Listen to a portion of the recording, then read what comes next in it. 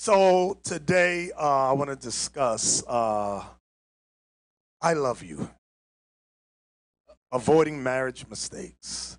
I love you, avoiding marriage mistakes. Something sisters often find themselves in the midst of. In the scriptures, marriages were arranged by their parents. All right. What, for example, I had a child, he had a child. We say, hey, let's arrange that in time they get married.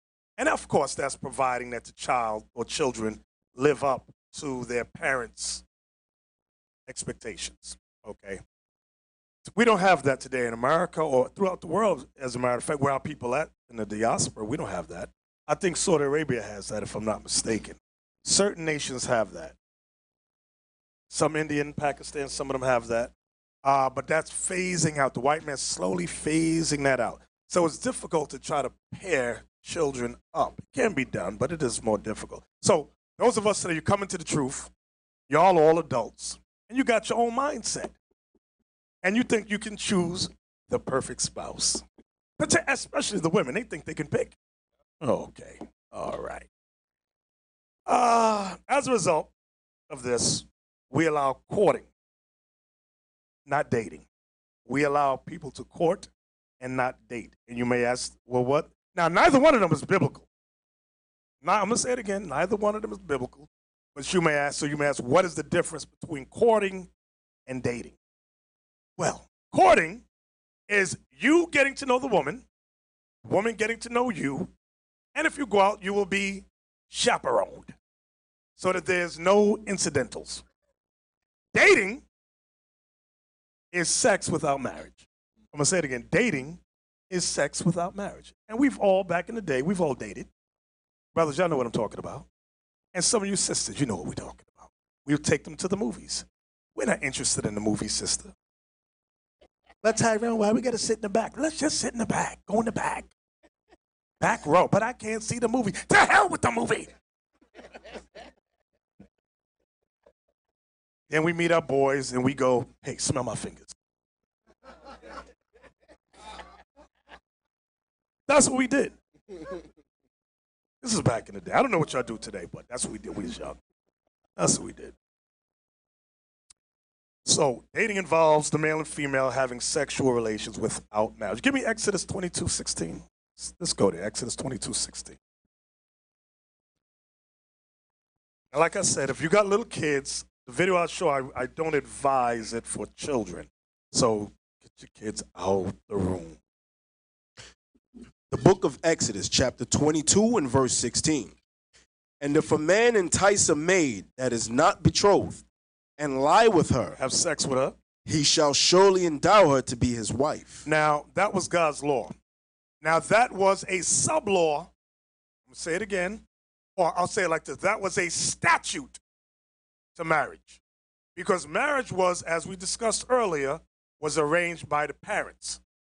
If you went around that law that the parents arranged, and you went some side way, whispered in the girl's ear, trying to get with her, and you have sex with her, the law was you must marry her. That's why in the Deep South, they had something called shotgun wedding. A shotgun wedding was when the father found out that you was banging his daughter, he made sure you married her. He dragged your black behind to the justice of the peace with his shotgun in hand and made sure you stood there and performed your marriage vows. That's called a shotgun wedding. Give me Deuteronomy 22:28. That's why when I was young, when girls would disappear and go down south for long periods of time, we've realized and found out later that they got pregnant. We said, oh, that's why they went down south. Down south was the safety hub to hide your indiscretions. Because the parents up north did not want to be embarrassed by their whole daughter being pregnant without marriage. Read that. The book of Deuteronomy, chapter 22 and verse 28. If a man find a damsel that is a virgin. Now, this is the same thing that we just read in Exodus 22:16. Go ahead. Which is not betrothed. She's not engaged. And lay hold on her. And lay hold on her. And lie with her. And have sex with her. And they be found. And they be found. Meaning it's been discovered that they were having consensual sex. That's what it means, and they be found. Notice, because she wasn't screaming, get off. It says, and they be found. Right? Then the man that lay with her shall give unto the damsel's father 50 shekels of silver. There was a judgment for doing that. You had to give the damsel's father 50 shekels. That's about $450 today, U.S. Right? And she shall be his wife. Watch this. Because he hath humbled her, he may not put her away all his days. That was the next judgment. Not only did you have to pay 50 shekels, which is about $450, you could not put her away all your days. There's nothing she could do. Now, you better pray she wasn't a demon.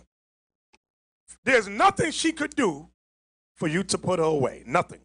So, why don't the BHI, the Black Hebrew Israelites, who practice, allegedly, all these sexual indiscretions out there, why don't they apply that law?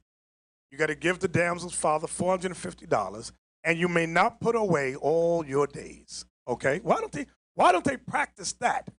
They don't believe in the Bible. A lot of them, I'd say about 8 out of 10 of them are not sincere. I won't say all of them, but I'll say about 8 out of 10 of them are not sincere.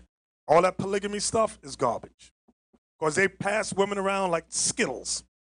Have sex with her today, she piss him off, he cuts her loose, she go to the next man. Then she piss him off, she go to the next. Oh, what the hell is this? Like damn romper room. Right. That's why they don't want to get the paperwork. Right. You understand? That's why they don't want to get that. So let's discuss the importance of proving a friend. I want to discuss the importance of proving a friend. Give me Sirach 6. Proving a friend and trying spirits is the same thing. I'm going to say it again. Proving a friend and trying spirits is the same thing. The book of Sirach, chapter 6 and verse 7.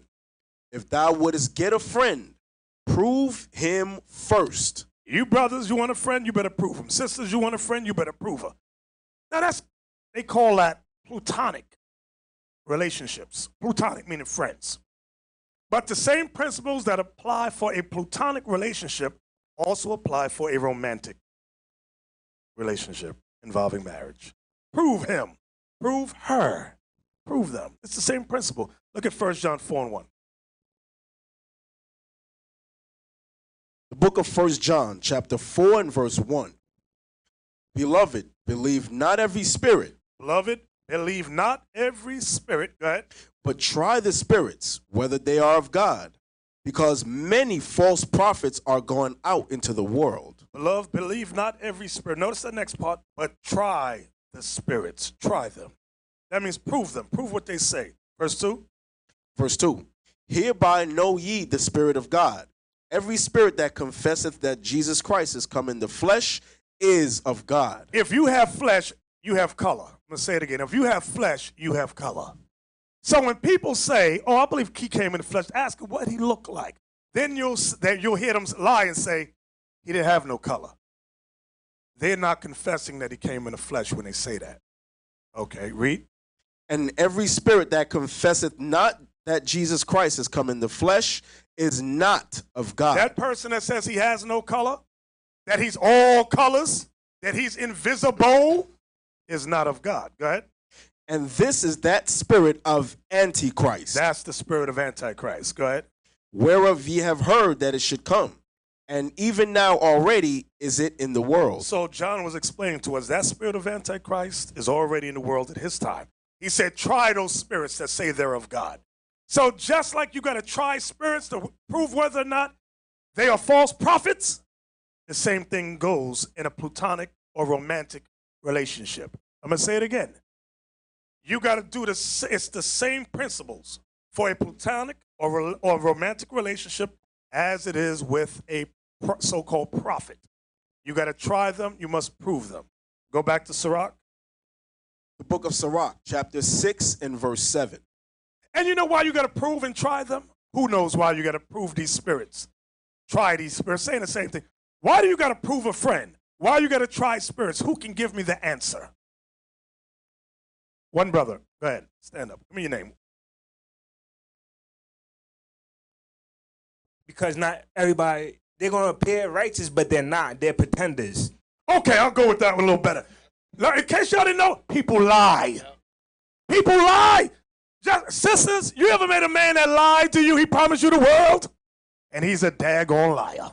You brothers too. You know what I'm talking. She will send her manager to talk to. We're gonna talk about that in a minute. But people lie, so you gotta try them. Okay. Shalom. This is Bishop Nathaniel of Israel United in Christ. Please subscribe to our YouTube channels. Stay up to date with our latest events, music, and classroom lessons.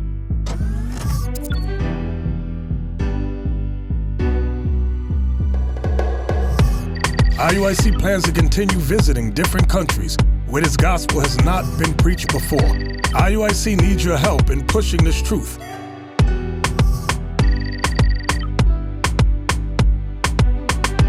So join us. Subscribe to our Instagram, Facebook, Twitter, and podcasts, and stay up to date with us.